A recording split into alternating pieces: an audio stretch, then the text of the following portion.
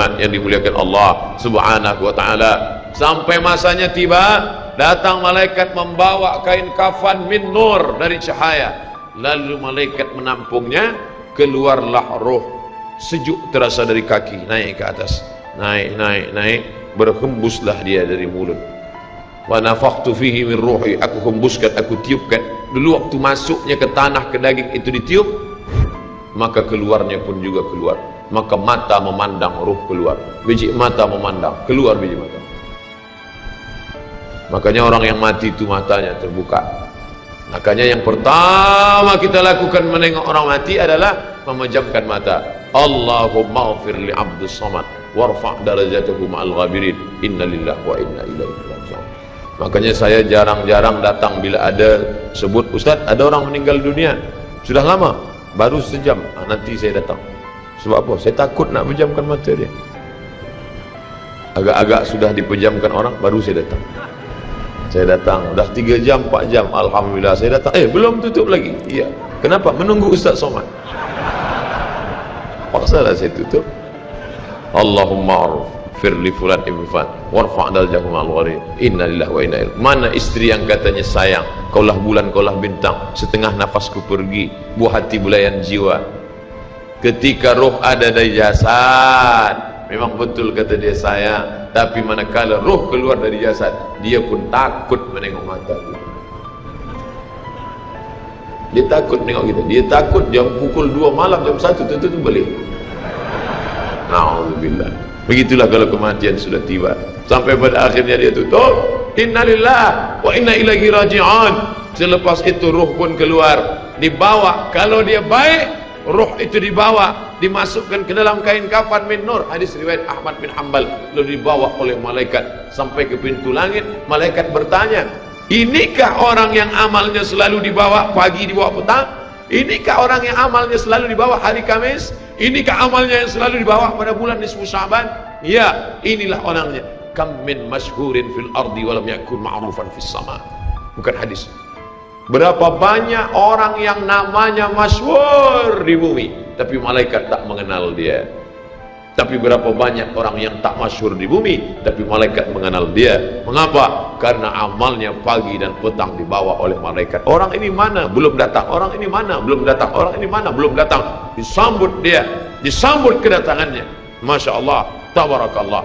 Mudah-mudahan kita termasuk orang yang disambut oleh malaikat karena amal soleh kita.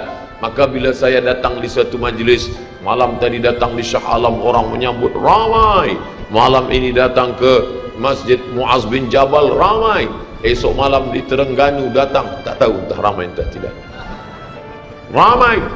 Dalam hati, hai Abdul Somad, apakah malaikat akan menyambut engkau nanti juga dalam keadaan ramai? Kalau engkau ikhlas, iya. Tapi kalau tidak ikhlas, na'udzubillah. Nabi Isra Mi'raj berjumpa dengan orang yang sudah lama mati. Bagaimana rasa kalian mati?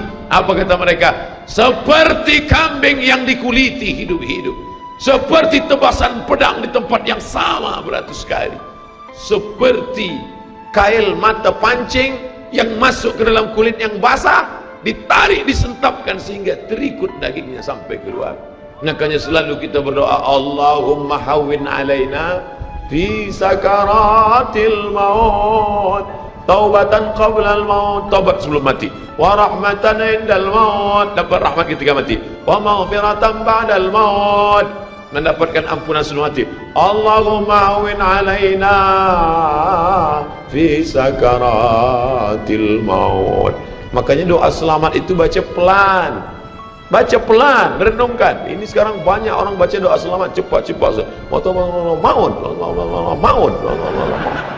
Apa maut aja nih? Saya tak pernah menghafaz doa itu pakai kertas, tak pernah. Wa taubatan qabla al-maut, wa rahmatan indal maut, wa maghfiratan, belum pernah. Kenapa Ustaz boleh hafaz? Sebab dulu dibawa oleh ayah, dibawa oleh bunda, dibawa dalam acara tahlil, dibawa dalam kenduri orang mati, dibawa. Tiap hari telinga mendengar Tuan Imam membaca pelan, maka kita ingat, wa taubatan qabla al-maut wa rahmatan indal maut. Anak-anak kita ini walaupun mereka lari sana sembang sini, tapi telinga mereka mendengar. Dan anak-anak ini hafaz. Kadang anak hafaz, ibu bapa tak hafaz. Sebab apa? Sebab dia golden age, usia emas.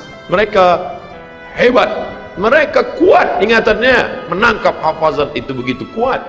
Maka kita ajarkan mereka doa itu pelan-pelan. Sebab bila kita ajar kuat-kuat, mereka balik, dia panggil, ibunda dia panggil, cuba engkau baca apa doa tadi? Oh, mau. Apa mau aja ni? Sebab di Iraq banyak orang mati, sebab di Suriah banyak orang mati, di Palestin banyak orang mati, di Rohingya banyak orang mati. Padahal maknanya amat sangat dalam. Allahumma hawwin alaina, ringankan kami fi sakaratil maut. Tidak ada gunanya amal banyak kalau tidak selamat dalam sakaratul maut. Makanya kita selalu minta kepada Allah, Allahumma khtim lana bi husnil khatimah wa la takhtim alaina bi su'il khatimah. Allahumma ja'al akhir kalamina, jadikan akhir kalam kami inda tihai ajalina, ketika ajal kami sampai, jadikan akhir kalam kami yang terakhir keluar dari mulut kami qaula la ilaha illallah Muhammadur Rasulullah. Allah. Biasa orang takbir ini nak pergi perang, menghadapi sakaratul maut penting juga takbir. Sebab di situ banyak segala macam godaan-godaan. Datang syaitan membawa air, katanya menjelang sakaratul maut itu haus, panas, haus, maka datang syaitan membawa air. Engkau sebut nama aku bagi air. Mau? Kata dia. Mau? Engkau mau? Sebut nama aku. Tapi bila iman kita kuat, maka dia tidak akan mampu untuk menggoda kita. Sampai kapan syaitan tak pernah berputus asa? Sampai bila? La atiyannahum min baini aydihim, aku datang dari hadapan, wa min khalfihim, aku datang dari belakang, wa an aymanihim, aku datang dari kanan, wa an syama'ilihim, aku datang dari kiri. Datang dia, datang dari hadapan, datang dari belakang, datang dari kanan, datang dari kiri. Oleh sebab itu yang banyak tuan-tuan yang ada berada di sini, orang berzikir semua, subhanallah, subhanallah, subhanallah. Kenapa? Dengan zikir itu maka larilah jin-jin setan yang ingin mengganggu. La'uhwiyannahum, aku akan goda mereka, aku akan sesatkan mereka. Berapa lama?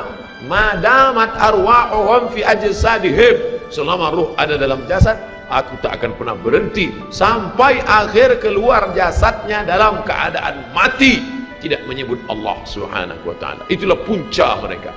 Makanya kita selalu berzikir.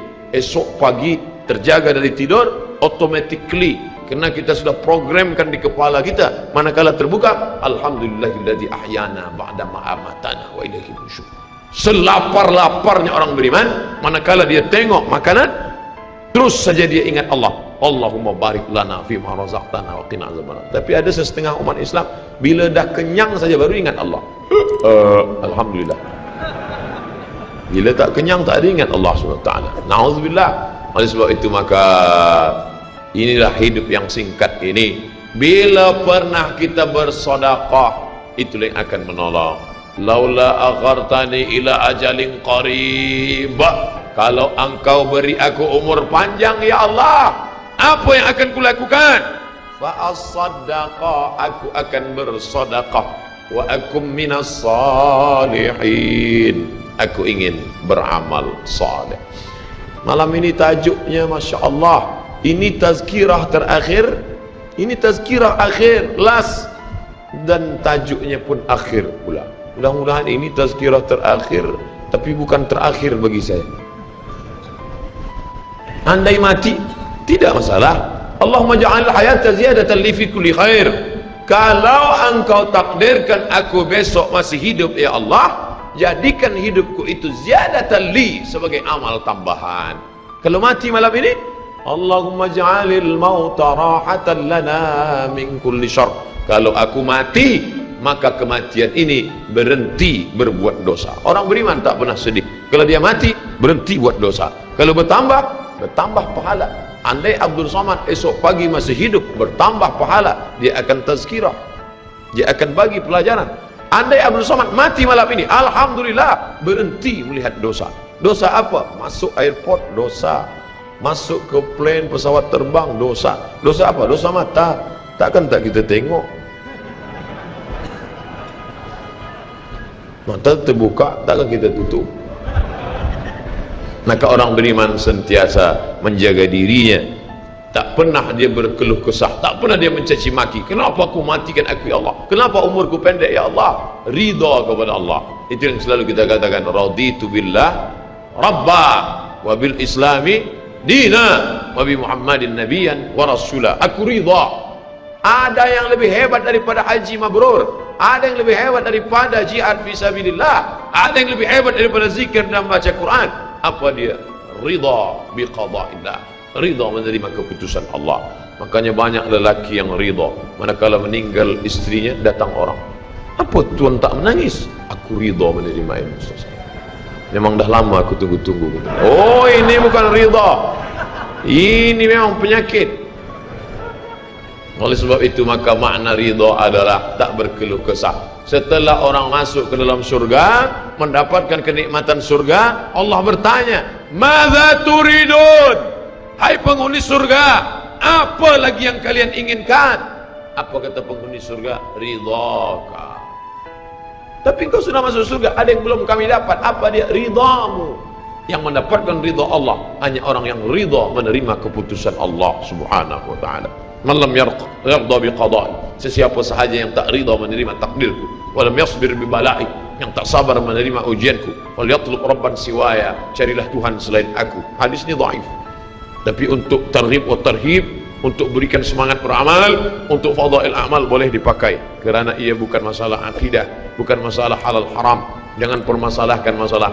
Bila kita sudah beramal, sudah baik, tak usah berkelahi masalah khilafiyah, masalah kecil-kecil, masalah sepele, masalah remeh-temeh, kerana ini hanya akan merosakkan hati kita sahaja. Berapa banyak hati rosak disebabkan masalah-masalah. Assalamualaikum warahmatullahi, Assalamualaikum warahmatullahi. Apa salam-salam ni? Padahal hati sedang lembut. Selama ini dia berzina, selama ini dia minum khamar, selama ini dia mabuk, tak ada pernah orang marahkan dia. Tiba-tiba dia dah taubat, dia masuk masjid, Assalamualaikum warahmatullahi, Assalamualaikum warahmatullahi. Dia nak salaman, apa salam-salam? Tak boleh salam selepas sembahyang. Ini bid'ah, wa kullu bid'atin dhalalah, wa kullu dhalalatin finnar. Kata dia dalam hati, aku mabuk 20 tahun, tak ada orang bagi tahu mabuk tu haram. Ini aku dah taubat, salam kau kata haram. Ha, kata dia. Dia tinju. Bila sebelum sembahyang tadi belum ada bersalaman, selepas sembahyang baru bersalaman, hukumnya sunnah, mustahab, dianjurkan, disukai, kata Imam Nawawi. Belum sembahyang tadi tak ada salam, sebab dia lambat. Allahu Akbar. Lepas sembahyang dia salam, mustahab, dianjurkan, baik, tak salah. Bila sebelum sembahyang tadi sudah bersalaman, salam haji, salam datuk, salam tuan, masuk ke masjid, selepas sembahyang dia salam balik, mubah, tak jadi masalah. Yang tak boleh dalam sembahyang bersalaman, itu tak boleh. Datuk sehat, itu tak boleh. Oleh sebab itu mari kita jaga hati kita yang dah baik, yang dah elok ni, jangan dirosakkan hanya kerana masalah-masalah kecil, masalah-masalah khilafiyah. Melunakkan hati. Kayu patah boleh disambung, kaca retak boleh direkat, tapi hati rosak, kemana obat akan dicari. Oleh sebab itu memperbaiki dengan akhlak. Al-adab fawqal ilmi, adab lebih tinggi daripada ilmu. Tak ada guna banyak ilmu, banyak kaji, banyak, tapi menyakitkan hati orang. Ada yang lebih hebat daripada ilmu. Apa dia? Adab. Al-adab